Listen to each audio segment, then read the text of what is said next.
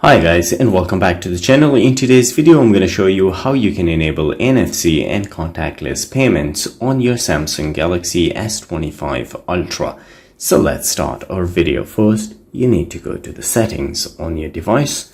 Here you will find the option Connections. In Connections you will find the option NFC and contactless payment.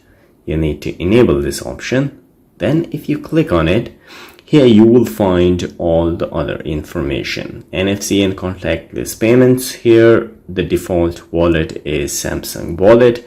Other NFC services, if you tap on it, here you will find Samsung Wallet, Google Wallet nearby. If you want to disable these, you can just click on it like that and it will be disabled. If you want to enable them, you can do the same thing by just tapping on the option.